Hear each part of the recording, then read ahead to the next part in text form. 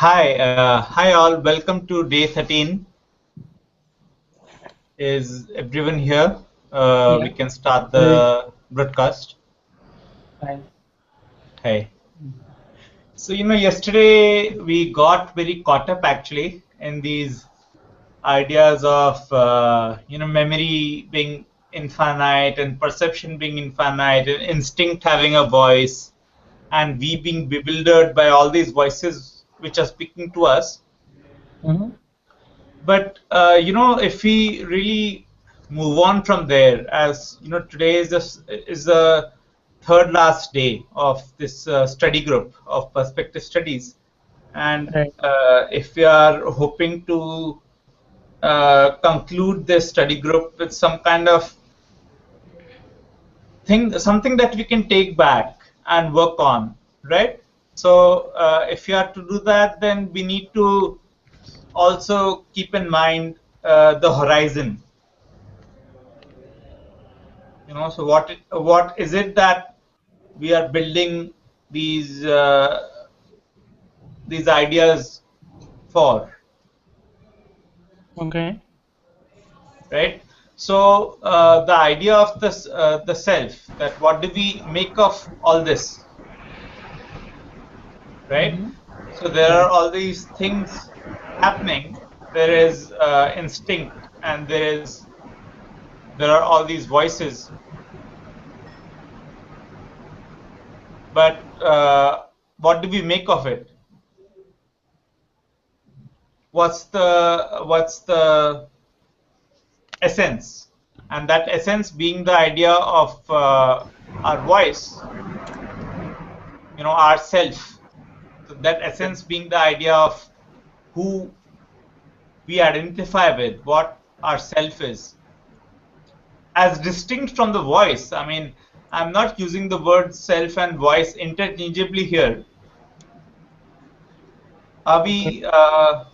hello, Are we there? hello. Hi, Hello. Srinivas. We can hear you. Hi. Sorry, I just logged in. Hi. Were you able to hear some of our recordings, or Uh, yeah? Not so much. The previous ones. Yeah. No, so I mean, I'm just trying to figure if we should, we can be abrupt with you or not, You can be abrupt with me. I don't have any problem. right? So we don't need to build up the backstory, No, not so much because just tell me a little bit of what's up in terms of the structure so I can just follow up. We don't really have to tell so much. right? So we have been talking yesterday about these all these things about instinct, about our voice, about memory, perception, all these things in terms of at different scales, at instinct and voice at the scale of the very primary, right? Okay. So they being the units of our very elementary construction. So Okay. we hear the voices and we also hear the instincts, Okay. and then we remember. First we perceive things and then we remember those things, right? Okay. Hmm. So you might remember a lot, or you might remember only some things, Okay. and that's as far as we got yesterday. Okay. And Okay. today we are trying to get past that, Uh huh. keeping in mind that we conclude in another 3 days, Uh huh.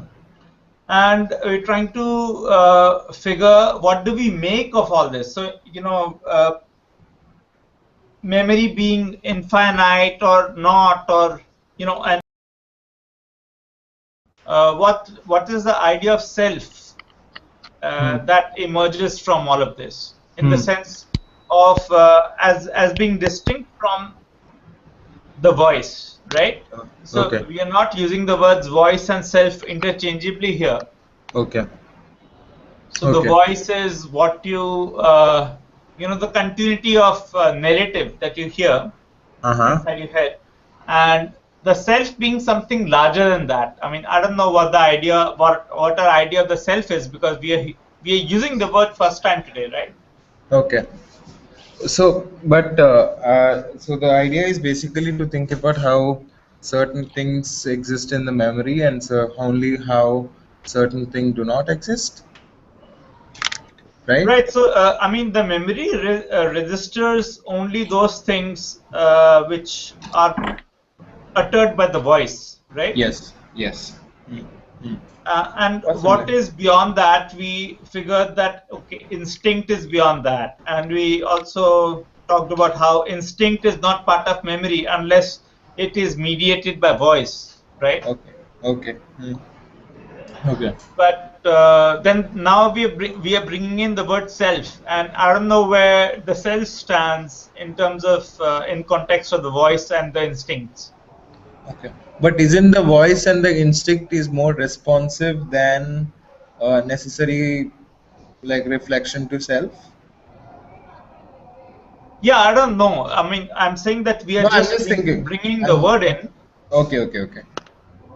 So Okay. I'm asking, I'm putting this question to all of us. So do we keep the word self? Do we need it at all, or we don't? I mean, are we able to model everything with the word instinct and voice, and we don't need the word self at all, or do we need the word? Hmm. Okay. Can I say some?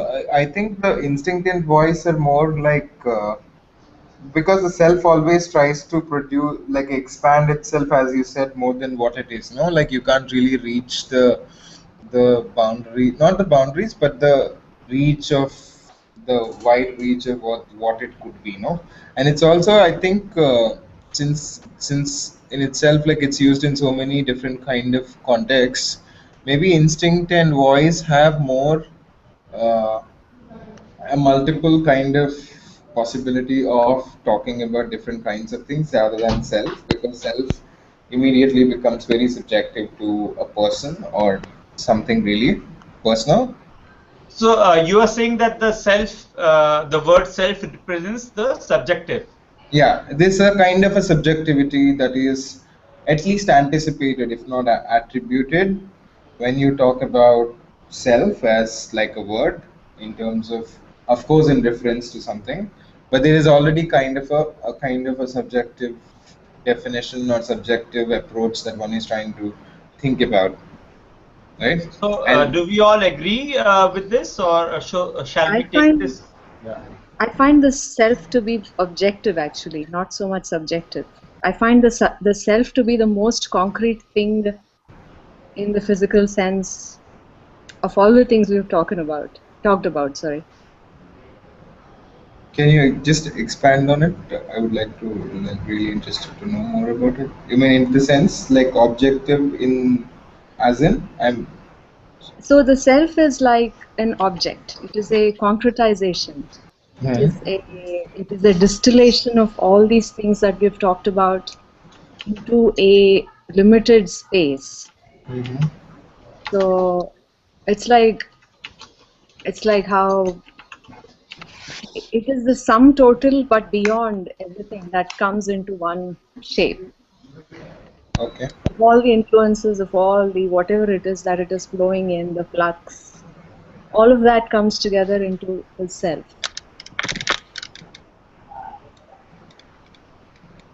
Does that make any sense? No, no, it makes sense because it's kind of interesting because my perception of the self, and maybe it comes from being someone who has this biggest disagreement with the artistic self as an idea. So it comes. It's a kind of a qualification of a group of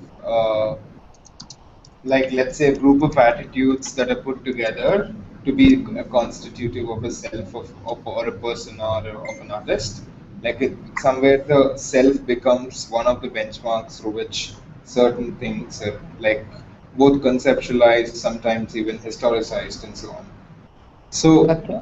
I was coming from that subjective, from that perspective, and it's kind of interesting that you say it's the idea that everything concrete or a different kinds of thing gets concrete in a moment, and that's why it's an objective. It's a very, like, I would say, polar but a very interesting way Yeah. of looking at it. And for me, it is interesting to look at it as you're talking.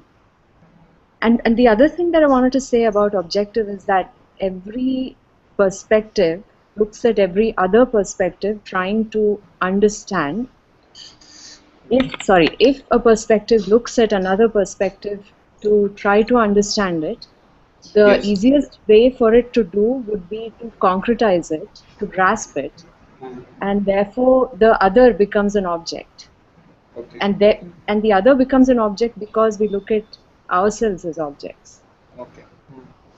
No, So, but okay. this word subjective, right? So in the sense, if the subjective is our frame of vision, right, and it's our perspective, and the objective is someone else's frame of vision, or it is an attempt to mimic the universal frame of vision, that this is what it would be like, right? I mean, irrespective of who looks at it. Do we really are we I mean, can really accept these words in the sense? Yeah, but that's what I was just trying to say, is that having said that subjective and objective distinction, it's kind of little difficult to where do you draw the line between the both, in the sense like certain forms of subjectivity produce certain forms of objectivity for it to make sense of the world, right? Like where the subjectivity not necessarily may be the foregrounding agent, but there is an implicated sense of subject that runs through all these activities, whereas the framing of it could be like an objective self. So in that way, it's very in thinking aloud in that way, perhaps it's kind of little complicated kind of relationship between the subjective and the objective in the way it produces the whole idea of self. Yeah, maybe that can be something that we can think about. When you say subjective, when you first used the word subjective, the thing that came to my mind was a sentence of grammar where there is a subject. And that's also another way for me. I started looking at it like that, but it seems to not be that. But maybe that's one way to look at it. Yeah. No, I was more in terms of like a defined like persona of subject, like a subject that has reached a signification moment. Not a definitive signification, but maybe sometimes a fleeting kind of signification, or a flexible. Sorry, not fleeting is not the word I was looking for. So that's what I'm saying. Like even though there is a possibility for perhaps an objective exploration of or an objective framing of the self as an idea, but there are certain kind of subjective, personal. I don't know, seepages is the word, or like inflows that also constitute to it, if at all one could think like that. No, but what does that mean? I mean, are we someone or are we not, right? So, in the sense, are we just sum of our voices and our instincts, or is there something more than that? Is the idea of self, which is either a product of our experience or largely attached, whatever it may be, is it necessary for our model or not?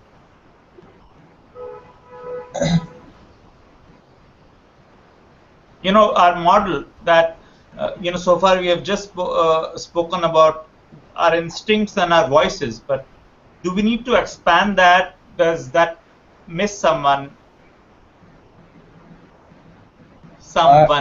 right? Yeah. You're Yeah, so but bad, right? yes. Sorry. No, I like it. No, but the thing is, like, I was just thinking, for example, the self could be, as one can think about it, is a series of, um, I would not say textures, but maybe let's imagine a series of layers that are constituted in not in conversation, but in the context of multiple experiences, right? So the thing is like, and you always perceive the self only in retrospect. It's not that there is a continual, like you will try to like produce a continuity in it, etc., etc. But it's also about then going back to the question of memory. Is that what is it that the experience of you with something else that you remember that you would like to align in a particular line, which you would like to like define as yourself. Like for example, if I have to write a self-motivating proposal to something, that is the moment where I'm actually assessing in retrospect what is it that the self that I have tried to constitute for myself, at the same time looking at objectively as was pointed out. So this is kind of maybe that So way.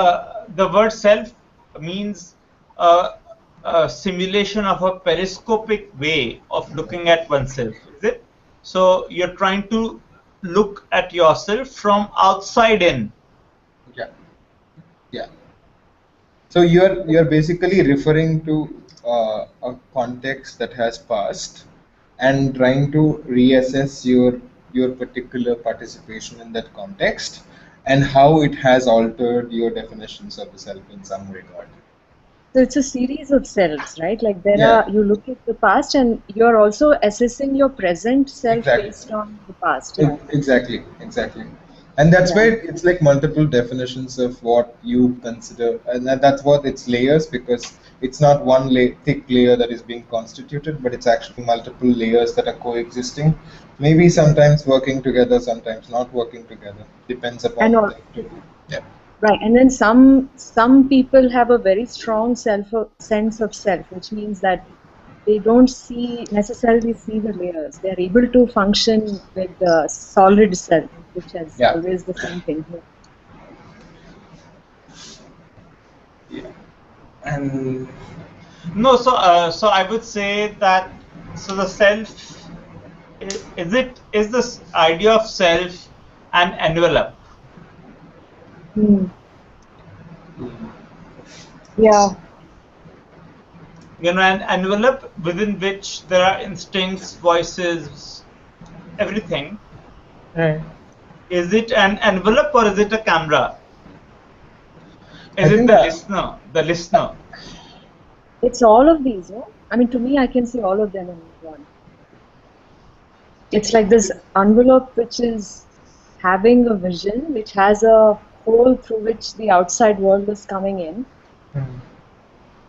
and then it's making some calculations and projecting outward, so it is also a projector. yeah. Right. So For me, it's a right. self is Yeah. like a conduit or a channel rather than an envelope. I see it like a flow of voices, a flow of emotions, flow of experiences which are flowing through this conduit, which might go and merge with something else later. Yeah. Or, I don't know. I guess when I say envelope, it's again coming back to that resultant wave of waveforms. You have all these waves which are coming together, which have one resultant wave, and that's the wave envelope. Okay. Does that? Yeah, I see. Right, but Uttam, when you're calling it a conduit, which I Right. understand a pipeline or a Mhm. channel, right? Right. Between what and what? I mean, it's a channel between which 2 points? I think it depends on the clipping plane where you like based on the camera. If you in a 3D program, a camera has a certain visibility. So those are called as clipping planes, like boundaries. So it can't see beyond that. So it depends on which camera you're looking through. Which lens? Yeah, which lens. Yeah. No, but a pipeline is between two A and B points. points. A and B points. They have Yeah, a origin and a destination, right? No, right. And I outside. know they I have a mean, cause also. Say like birth and death, I don't see that as like a definitive answer because they might be rebirths or like they might be as we talked the other day about possessions, right? Someone can possess someone. So that way I don't see this as like a definitive answer if I say The start point of the conduit is birth and ending point is death. No, so is this pipe a ring? So which A means ring? that a ring, like Yeah. something which it lacks a beginning and an end. Yeah, something like a Mobius strip, but maybe like a donut, you can say. Right, like a donut. Yeah. So you were saying that the idea of the self is a ring. Mm-hmm.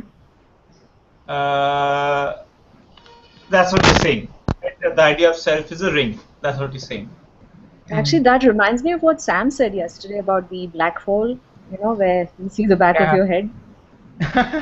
Yeah. Yeah, Right, the photon sphere.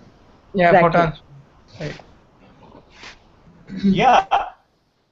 But there is this interesting, one of the historians has this interesting distinction between that he talks in reference to political field, but it's kind of interesting to think about it in multiple perspectives, which is the distinction between the destination and the horizon. So basically, the idea is that if you a destination is a fixed place that you have to, like for example, I might have a fixed idea of self that I would like to reach at some point, like maybe when I'm 60 or 70 or whatever, or 50. So there is a perception of the self, like for example, for an actress, there should be a perception of like I might have to win the Oscar or whatever. That might be the completion of the self that what I would like to achieve. No, it's a destination that you're working towards a specific destination. So on the other hand, like there is this interesting thing about the horizon, which continuously makes you to continuously re-articulate your own strategies and think questions as you move on. Like basically, it's not a you have a it's not a destination that you are looking towards in that way. It's a, It's a it's a moving target. it's a different kind of logic of movement that you are actually multiply moving towards, where you have to constantly rearticulate your strategies of your journey and things like that. Maybe in some way, thinking about it in terms of how you constantly rearticulate yourself, depending upon the context within which one is situated or thrown into. Maybe that could be one of No, the but you mentioned that this perspective is from a political context, yeah. and that makes sense to me in the sense that the need to constantly re-articulate your positions Huh? makes sense to me on a political landscape.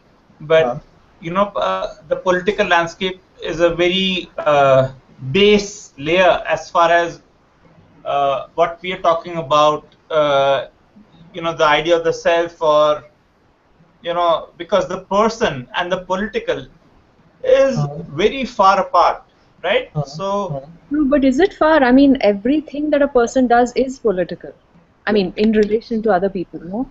Yes. right. But as far as you are concerned, as far as your interior is concerned, Yeah. it's insulated in a very opaque, impenetrable way from the outside, right? But are Not the less. voices amongst themselves having politics? Not, I don't know. No, I don't. I disagree with you because the thing is like I think more often than anything, I would say even than the political sphere, the the constitution of self becomes a very reconstitution of self, or I would say even rearrangement of the self becomes a very important way with which you interact with the world. Now, so the internal insularity in some ways, I don't know whether one can think about it in that way because you're constantly navigating with an outside that is changing so rapidly, no? So whether it can be the web space, whether it can be the outworld that you work, or whether it can be an academic space that you lecture, No, but whatever it is. what does your voice, for example, have to do with your changing environment, right? So, I mean, what does the inside of your head Uh, have to do with what environment you're in, But or the change in that? you may have conflicting voices within your head. For example, if you have grown up in a particular environment which gave you a certain voice, but then you are now in a new place which a different voice is speaking to you because of experience. Now, and these two might have a serious conflict with each other because of the change in the environment. Right, but I mean, I totally agree. I mean, I can understand what you're pointing us towards, the politics of the multiple voices in our own head, and that might actually be there, but that politics doesn't require the reassessing of your position, which Doesn't it? was, I mean, how does it, right? So in the sense, the horizon Hmm. doesn't exist in the as far as the interior is concerned. Yeah, but Possibly. no, but Possibly. Yeah, just go ahead. Sorry, sorry. sorry, the two defining of a position is again a struggle, right? Like, what is the position that I'm going to take? So Yeah, you but did, that position becomes less relevant when you are talking about your inside. I mean, when you're talking about an amorphous space that is in which you are floating free form anyway, which you can't see the entirety of. You understand? I mean, right, like right. we have grown up with images of the Earth as a planet, but if you are living on this planet and we have never been able to see this planet as a sphere. Hmm. Right, but now we have. Self. No, I mean, we haven't seen ourselves as a planet. We have only seen the Earth as a planet, but we haven't seen ourself as a planet. So, I mean, I would extend what Uttam was saying, that our self is a ring, to saying that our self is an ellipse, right? So, I mean, why do you need the hole in the middle? I'll collapse In, that. in, in today's scenario, though, I feel like a lot of people are seeing themselves. In fact, everybody is so self-conscious, and they are Okay. constructing these selves. Let's I, put it in quotation. Self-obsessed. Also, some of them. Yeah, absolutely. Exactly. Right, but you might try to look at yourself, and you might think that you have a good picture of yourself, but you're never able to self pivot away to be able to give yourself enough of a distance from yourself to Right. be able to see yourself as a planet. Okay, I Well, agree with that. I mean, that objectivity which is needed is really difficult, and that is a stuff of a lot of discipline and whatever. Yeah. So we are only modeling what we might be looking at as through how others look at us, or through some self-critical discipline that we have developed or whatever. Hmm. So I'm saying basically this, that, right? So if you haven't been able to look at yourself as a planet, if you don't know what is the size of your world, you don't know what is yourself, you don't know the coordinate system of yourself, then how can you define your position in No, but this world? no, we define our positions no matter what. Or not everybody, but yeah, it's like a general human tendency to define a position mainly because you have to approximate in order to deal with your circumstances. I mean, I wish there could be a space where I did not have to take a label or a position. I mean, but that doesn't work that way. Hmm. Either you Right, have to right. withdraw from that, or or Right, be because part. everything casts a shadow, right? So if Yeah. you're casting a shadow, you need to, which means that you're on the landscape. If you're on the landscape, you should know where you are on the landscape. I mean, at least if you want to participate, then yes. I mean, it's difficult not to. I wish there was a space where I didn't have to participate. Right, But thing is, like, it's also interesting in terms of like how taking these positions also are moments where that you're exploring something about yourself that you yourself are not aware, Correct. right? So the Yeah. position in that way becomes in that way, the going back to the conduit, becomes the conduit through which you explore certain sides of uh, yourself that you are not available about. So the recognition happens in a moment where a particular aspect of your own engagement comes in conversation with something else, which may be a political mobilization, which can be a very domestic kind of problem, which can be work problem, whatever it is. It's not necessarily a problem, anything, right? no, Where there is, so let's say we agree with what you were saying earlier about the difference between the horizon and the what was the other? Destination. The horizon and the destination. So, I got into the technicality of it in the sense that is it possible to even know your position in the context of the self? But, what Satya said makes sense that, you are trying to approximate your position all the time anyway. Yeah. So, and if you're putting any set of coordinates on your, on your position on the grid, even if it's an approximation, it holds. So, can you please continue? Yeah, what were you saying with the two entities? Which one? Sorry, who was saying? No, when you were offering the difference between destination and the horizon. No, I was just trying to say that it's especially the whole idea of approximating, because the thing is like when there will be a moment, at least in certain like professions of this world, where the self has to be more often reconstituted in terms of its frame. Okay.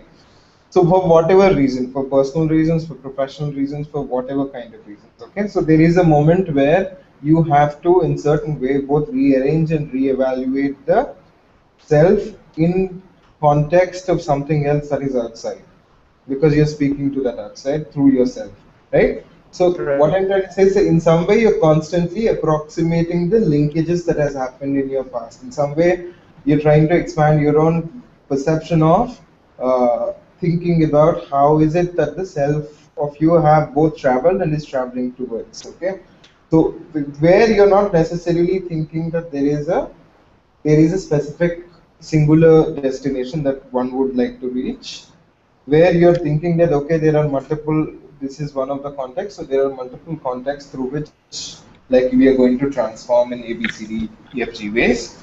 So then that's going to be the expansive logic with which, so basically the perception, the horizon of your understanding of what is it that your self is constitutive of is constantly expanding. Right. Yeah. Yeah. So you're not basically coming to a precision at the end, but basically you're coming to a precision of an understanding that there is an horizon that you're trying to explore. Right? Absolutely. I think the nature of understanding itself is that it opens up more and more horizons. Exactly. And the fact that what opens up what horizon is something that's purely contextual. You can't really. Yeah. No, but if you're essentially saying that horizon, the word horizon is a more realistic and practical word to use than destination. But I'm not sure we were referring to destination at all. I mean, the fluid amorphous space that we were situated in already was working with the idea of the horizon, or do you think we were getting into finite scope? No. I'm just talking about in the general usage. I'm not meaning to say that you were using in that particular way, but I'm talking about in the general usage of thinking. Like with the way that we deal with the world itself is not, there's no single destination that anyone has. Destinations change like every half a second. So in terms of thinking about it, maybe in terms of the usage and thinking conceptually with it, perhaps just to produce this distinction, I thought maybe something good to think about. And Right. This is something that but we had in our hands the idea of the self as this ellipse. So Uttam, we can make the donut. We can make that an ellipse, or do you need the whole? I need the whole. You need the whole. So why do you need the whole? I need the whole because The whole with a W or no? The whole with H. Yeah. So he's saying that it's a donut with a hole in the middle. The whole. Yeah. Okay.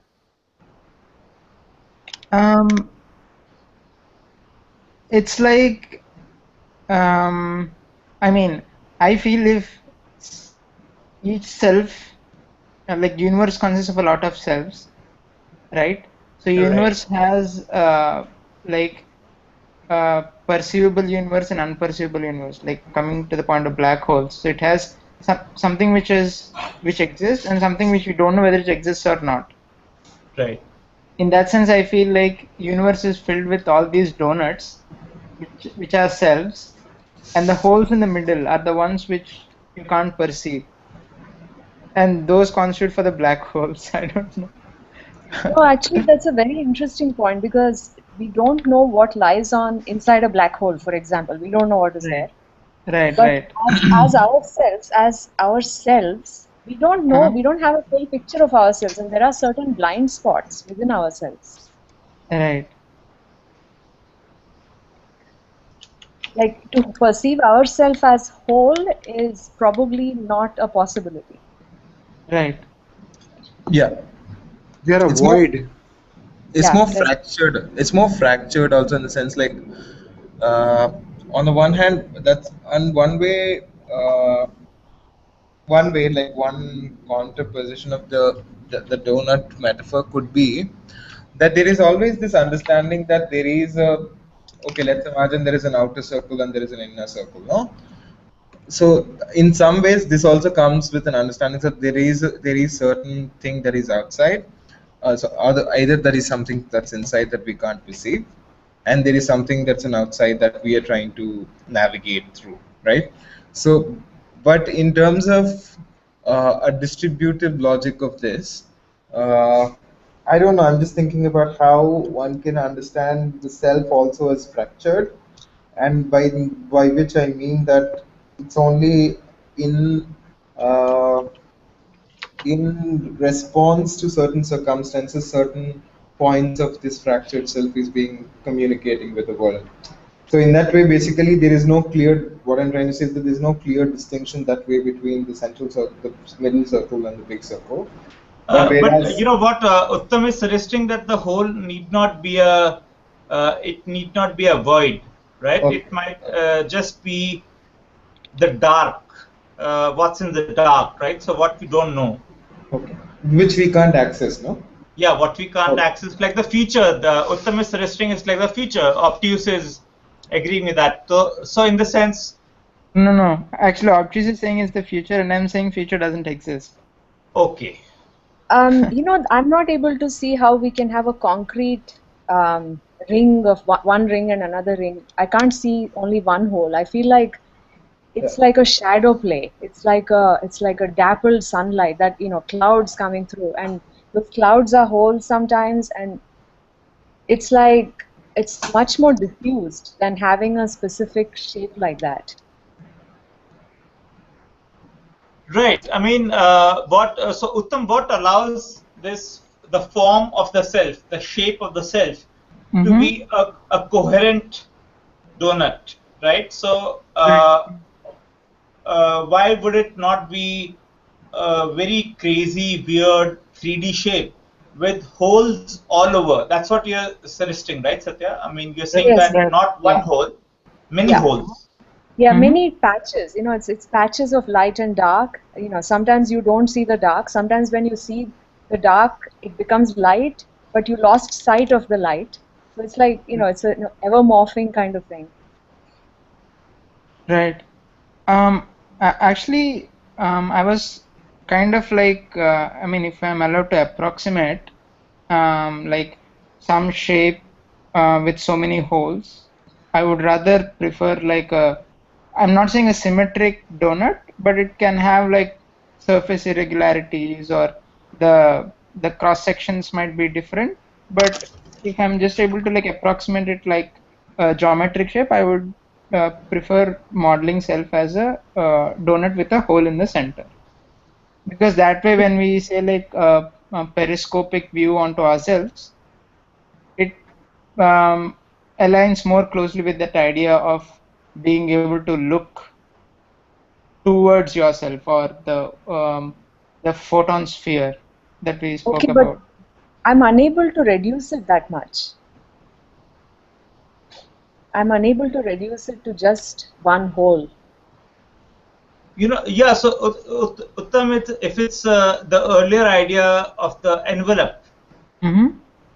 the envelope, so you will put yourself in an envelope that you identify with, right? Right, right. So if you're in the shop for envelopes, you'll pick an envelope that you identify with, and then you'll place yourself in that. Right. So that has more emergent qualities from, you know, the voices and the instincts, and, you know, just the experience of being yourself. Right. You know, it seems appropriate that you would color your own envelope. In that sense, you would customize your own envelope, right? So whereas for you might place yourself in the envelope which is like a donut. Satya Right. might place herself in an envelope that has lots of holes in it. Another reason why I thought of like a donut is because I said like voices are like these currents which flow through the channel, right? So when you speak of like electricity and magnetism, when there is like a flow of current of something, like say for example there is a flow of current, you will see magnetic lines, right? Magnetic field lines. Like when you pass through current through a ring, you get magnetic field lines which pass through the ring. So that way I feel like our voices are. But those magnetic rings are not like a donut. They are like shaped like a rugby ball. No. What I'm saying is, if there is a simple ring and you pass electricity through it in a loop, so the magnetic field lines, like I don't know, I'll just show you a picture, or maybe I can find it online. But you can think of the donut lying on a plane, and the currents are passing through the donut in the same plane. So what happens is the magnetic field lines emerge perpendicular to the plane through the center, like you know, like a flux, per se. So that way now the flux can have the possibility of being influenced by other fluxes, or might be like influencing other currents or other donuts. Right. So, so Satya, would you like to? Yeah. Yeah, sorry. I want to respond to that by saying that that is one aspect of the self. Like one of those rings is one aspect of the self. Like there are many. I would look at the self as a interaction between many such rings. Okay. So like when I see the thing that you sent, and I feel like these waves that are going away from the, see, you have the south and the north pole, and then you have all these other waves which are going away.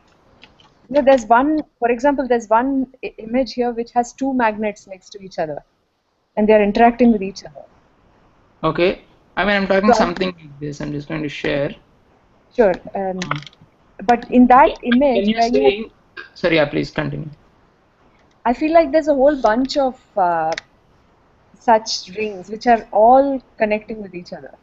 Right. I totally agree to that. But the thing is, right now, like when we say self, it need not be like an individual. You know, like you're saying, a lot of these rings become a part of oneself. But what I'm saying is, I'm not making a distinction between like oneself and the others. You know, like if myself has like I don't know, like say 10 rings. Yeah. So I'm identifying myself with 10 rings. And say for example, you have like I don't know, like 5 rings. You're identifying yourself with 5 rings. But if you just remove that idea of like myself as a container and just look at only these rings, then each ring can be a self, but it need not be identified as a whole. You know what I'm saying? So you are saying that some cells are subsidiary cells of other cells. Now that is one layer above the scale of the cells that we are talking about. And I mean, we were talking about the self as the outer envelope, right? And you are saying that, you know, we don't need an envelope at all. They can. Right. So you are saying that it's like the solar system, right? So. But we need the envelope for the precise reason that I think the recognition of a self. Like let's imagine a situation where there are 5 rings and there are some subservient selves and there are different perceptions, like different ways of like how self is produced collaboratively. So envelope in some way maybe not exactly envelope, some kind of that form that brings together is needed, because the envelope is the one that is recognizing this difference of how some cells are programmed and some cells are not, because the other cells are basically helping the ones that needs to be programmed to get the to be framed in some way. So in some way the envelope is needed, because you have to periodically in some way put things together, new things together in the envelope, so that the perception of what the self is and the transformation of from what the self was before is recognized.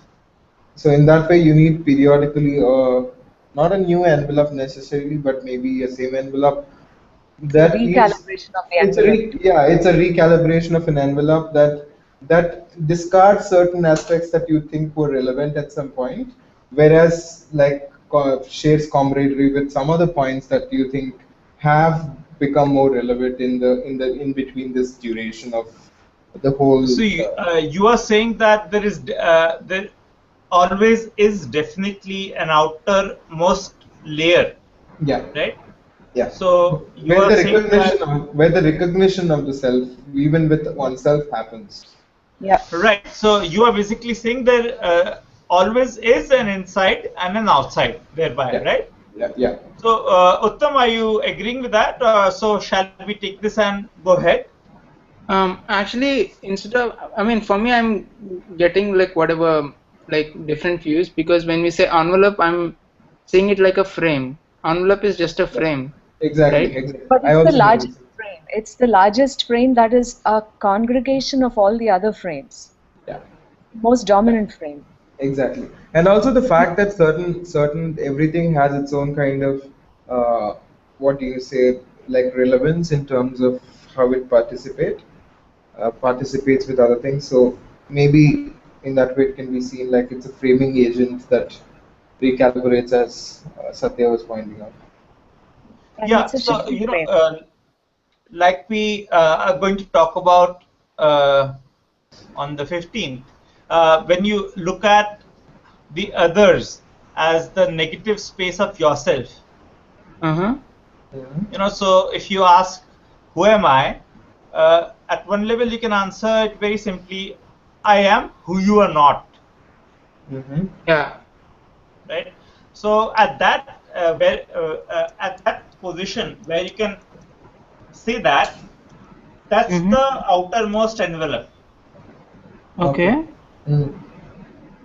right? So where you can absolutely convincingly say, after this point, it's not me. Right. So the positive identification of the self might be very difficult, but Mm-hmm. the negative identification of the self might be possible in that sense, right? So when you think that you're talking to the world, it's Mm-hmm. simpler than talking to a stranger. Yeah, Okay. that's true. So you can speak into the air, okay, I'm talking to the whole world, and you can imagine a world, but because that is, you're imagining the world at that point as a negative space of yourself, right? Mm. But you can't subtract from that negative space and say that this is the stranger whom I'm speaking to. So that's what I'm saying. So if that helps you Mm-hmm. accept this idea of the envelope, the self as the envelope. Okay. Yeah. Yeah, envelope sounds fine, like after hearing to this, but I'm not really convinced with like how you are something that you are not, because you can be anything, because based on the previous like talks, we came to a like whatever one conclusion that being is random, right? The Right. way I understood was that not you are something that you are not, but you find yourself by looking at what you are not. That's how I Okay. understood. No, it's kind of interesting. I was reading this transcript of a conversation that filmmaker R.V. Ramani did recently in Delhi. So it was Mm-hmm. actually a conversation about the death of an image, actually. So he was talking about how he was preoccupied, how he sees any photograph as a death of an image. Like he says, he sees death in a photograph because he thinks that the moment in some ways dies in the image. So, so also he looked at, like, he did this film called Tsunami, My Camera in Tsunami. So where he lost his camera, which he was shooting the tsunami wave in tsunami. So he fortunately survived. So he has this thing when he talks about one of his friend in Calcutta, where he talks about this guy was a drunkard and then he died. Okay, so his idea was that the perception of who you are is only constituted by how others relate to you. Okay, so the outside is basically producing certain forms of impulses through which a certain configuration of what your self is constituted. So basically, who you are in some way, at least to a significant portion, is constituted by others' perception of you all your life. Yeah, but And by the negative space. And no, and the let me complete. And then he says that the death is the moment where this perception is basically lost in some form. That's what he was. So even if you're physically present, if no one else is perceiving your presence, you don't exist anymore. I mean, the thing is, like, your existence in a very conceptual sense is defined by the outside, as we were discussing in some. No, but I was not referring to the outside in the sense of the social. Okay. I was actually referring to a very specific outside, and that is when you're part of a conversation, right? Okay. So everything that you have contributed to a conversation is you can see as yourself, and the negative space of that you can see as collectively as a world. I mean, which means that there might not be fixed boundaries of yourself in relation to your body or something like that. Something that we were talking about yesterday, I think, which we couldn't figure out how to resolve, but what if parts of me are inside you, and what if parts of you are inside me? Right. And we couldn't take that anywhere. But I was thinking today that that was a very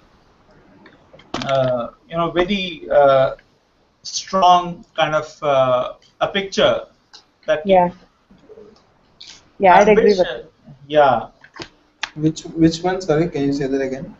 The idea of parts of me being inside you and parts of you being inside me. So the idea of the self not having fixed boundaries as far as your body is concerned. Okay. Which then goes on to, I think, add weight to what Satya was saying as in the plane with multiple holes. But how do the multiple holes and the envelope sit well together? So for me, it's like a shapeshifter where at any given time I am a aggregation of various concepts, and of those, because of various reasons, I am unable to see certain sides of myself, which maybe you can see, but I can't see them. And that's how I see both of them coming together. And part of those, the congregation or the aggregate of whatever that envelope is, it also comes from what I think that you are seeing of me. And maybe I think in my head what I think you are thinking, and I shape myself according to that. But am I interested in how you see me at all? Sometimes it is. Sometimes it depends. Like, if you think the I as the self. Yeah. Look, if you think the I as the self, okay, a self that has its own internal logic, and if you pose the question, am I interested in how you see me? Because I think I'm only interested in how you see me, because I think the consolidation of me as I is only produced in order to perform certain kind of activities. Like, you know, No, it's but only. I would say the idea of of myself forms, much before the idea of the social, of the society, of the world even breaks in, right? Okay. Right. That's So oneself, though. That is oneself. Oneself, maybe, yeah. I don't know if that's the dominant self or not. It is always there, perhaps. It's like the instinct. No, but the thing is, like, one question which maybe we should ask is also like, where is it that the self is validating itself? No, what is the space that the self produces a validation? Because for the self of any kind to sustain itself, it has to produce, constantly tell itself that, okay, you're validated, you're relevant, you Right. have certain kind of internal, concrete, comprehensive, focused logic to yeah, yourself. but the validation in question of the self is always a mirror. So the validation surface is always a mirror. So Okay. in the sense that, if you are alone in a forest, Uh-huh. Mhm. even then you know who you are. You don't start thinking that you are a tree. Okay. So there's a conscious, but isn't that the only, as Satya was telling, the one aspect of that? I don't know. I think the we could put that slice of the self, or till that layer of the self, as being. I mean, I think I could safely say that that's the idea of the self that I was talking about, right? So you can always put the layers of the social self above that, and of course the social self exists. We can't deny that it doesn't exist. But do you tell me one thing? Like maybe a self had formed and crystallized when I was pre-social. But as I went through when I went through society, like Siddhartha did, and then I rejected all that society, did I come back to the original self that I formed, or did I find a new self, which is probably the core now? Maybe that's it. If it's a crystalline structure, if it's a crystal, if it Yeah, if the idea of myself has crystallized actually, then yeah. there is no other, right? I mean, there is no other And self to find. If it's no, not but crystal, I might crack that crystal. I might find that I don't agree with this. I mean, I don't think it's crystal anymore because I may be a piece of coal that now has or carbon that has now out of pressure become a diamond or something, or I might have cracked. yeah, that's right. I mean, that might happen, and even if you come back to a different self, right? So Yeah, that's what. How would that change? How would that make a difference? yeah, it doesn't make a difference. That's true. In the present moment, what difference does it make? Yeah, So, I mean, I'm saying that if what you come back to is yeah, always this, it's some self, right? So we don't care which self, it's yeah. some It's self. okay. So that means that the social is at one level redundant, right? So we can just discard it because that's not really so intertwined with this self, which is But already there. does the new self we have arrived at, can it have happened without the social transforming the original self? Can we Also, discard? also, does the self then find its relevance within the social? What is it that the self is find? Like, you know, if there is an coherent internal self, even before the social moment has happened, so what is the moment that the internal self is going to find its relevance of being in the world? So there should be some moment that one has to find a relevance of, okay, I have recognized that there is an internal structure of self that I have, but what is it that, and that's why I'm actually, it's a very corny example, but I was just thinking about the movie Tarzan, uh, uh, and how in some way you can also read this kind of transitions. On the one hand, you can say that one is in a forest, of course inhabiting a certain sense of sociality, but also exploring other facets of other, not necessarily civilizational, but other facets of sociality gradually, where in some way he's continuously reinventing the the possibilities that his self can constitute to, right? So that's why I'm saying So I mean, we can accept. I mean, let's say we accept that the social self is very important in let's say in the almost the alchemy that happens when you take Right. the crystallized self and the world, and then something happens, and then your true then the self is actually formed, the self that you identify with and hold on to. So let's say we take that. Okay. So so what were you saying earlier, that we went into understanding why the social is important at all? Yeah. You mean Aditya or? No, I think right. I mean, you were, I think, talking about the self as being aware of how others think about us, and it being ourself in a way responding or reacting to that, exactly, being Yeah. looked at. exactly. Like creativity, And for example. I feel like there are things, sometimes creation doesn't happen without the presence of the other. right. No, so yeah, exactly. So let's say we take that and we can, we can build forward. So let's say we can look at the negative space of ourselves Mm-hmm.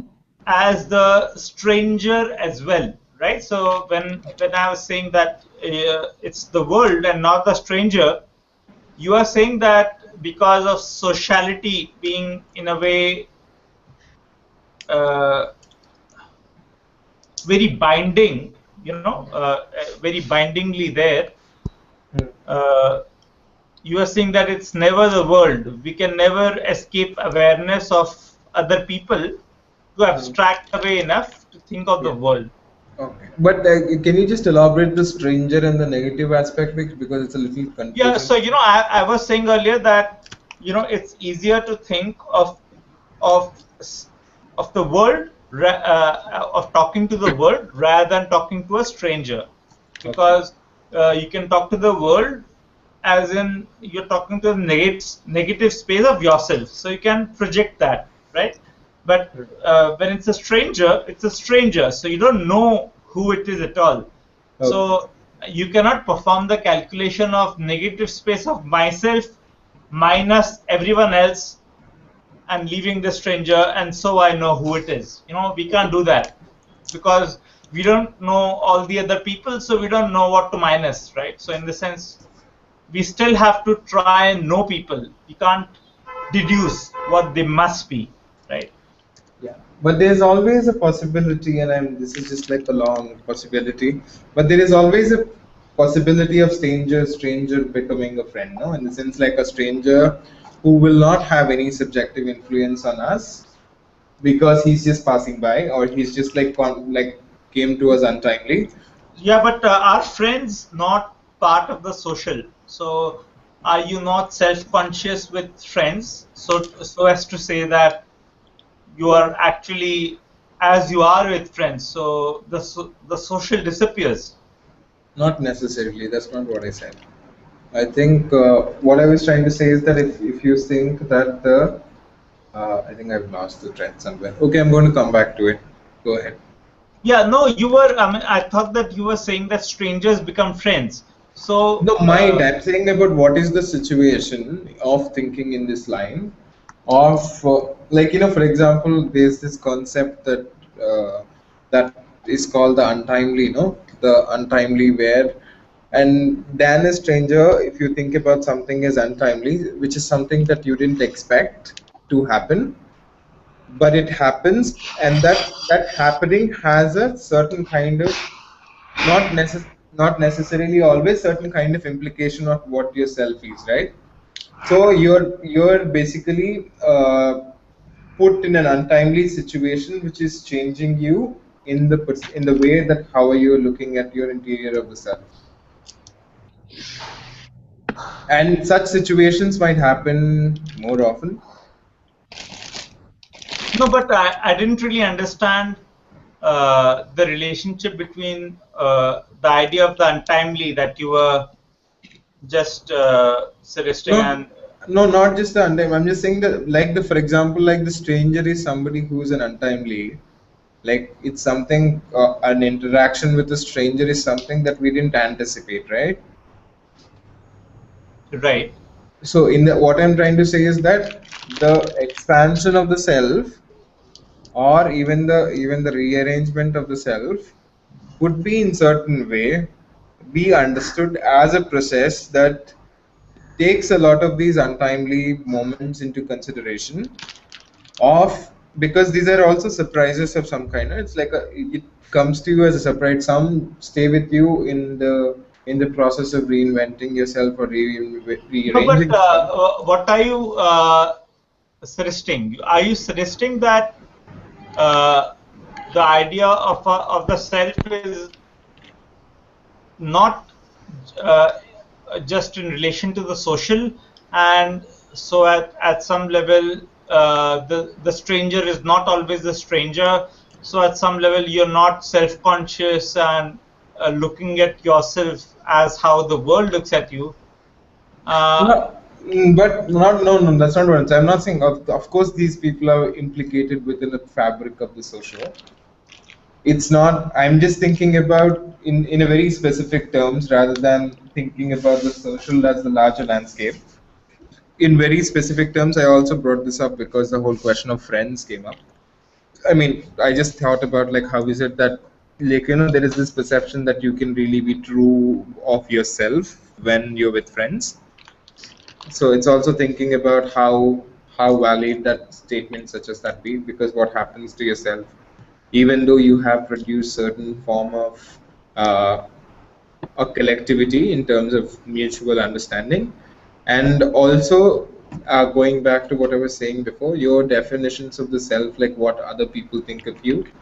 The other people are usually friends, no? It's not that everybody around you, No, right? but I don't really understand the value of going into the strangers versus friends kind of No, no, no, I'm not. No, no, I'm not making a binary there. I'm just trying to understand that where does what is the agency? So let's put it this way: what is the agency that uh, Can the can we, instead of thinking about friends and strangers, because in my case I find myself being myself more with strangers, can we put it as, where does the self realize, where is the self free to be itself? What does it mean to be yourself? what do you say, prayers? It's mirror. Yeah, I mean, I think that is at least taking us away from, the technical, almost technical, nitpicking over words, because Yeah. I would say we have chiseled away at the idea of a self that is responding to a certain social, and now we are dealing with this question of how can we be ourselves, right? Satya, Yeah, that's what you said. yeah, Yeah. And yeah, that makes sense to me, also because I was thinking that the other day we were talking about how all the noise in the world makes Hmm. us inhibited yeah, because we don't yeah, want to add to it. yeah, Now, if you think about, and then we later spoke about it as also making us angry. yeah, yeah, Now, how does ourself? So what Srinivas was talking about, the agency, right? So what kind of agency does this idea of ourself have to talk back and talk back to the world in terms of calibrating its own attitude, right? So if you're saying that you're angry or you're inhibited or whatever, right? How do you talk that back to the world, in the sense? Prayas, Right. can you hear me? Yeah. Is the idea of the self exclusive? I really doubt it, because you're pretty much a collective, multiple I think selves over. it feels fluid to me. And Right. We again left that thought somewhere in the middle today. The idea of parts of me being in you and parts of you being in yeah. me, Hmm. that got left away again somewhere. But I'm saying, yeah, so that would mean that it's fragmented and not so unitary. So when you say what is the real self that you go back to or sleep with, who is the real self, your identity? I don't know. I don't understand the question, because So, they're not exclusive. yeah, so even if it's a real self, and even if that real self is fragmented across multiple bodies and or Yeah. multiple, how does that make a difference? No, it doesn't make a difference. It's merely to identify who is it Yeah, that we so really I are and mean, what makes us. yeah, but if the who is fragmented across vast distances, how does it affect the who? Yeah, it's still the who. Yeah, so if parts of me are really thousands of kilometers away, it's still part of me. It's merely understanding tendencies, inclinations, or certain characteristics which would be particular to a set of things. So just for mere understanding, I don't know if it changes anything. Mere, Right. Yeah. Okay. So, and then, we were at this question that when can we be ourselves? right, you asked that. I mean, that's what Satya kind of brought us to, and we have that question. And I don't know, it feels like a very big question in the sense that in the sense that we might need to dedicate enough time to this. So, do you think, Satya, does it sit well in relation to our question for tomorrow, which is knowing ourselves as the negative space of the other? Yeah, definitely. I think it ties in. To me, it's the same question.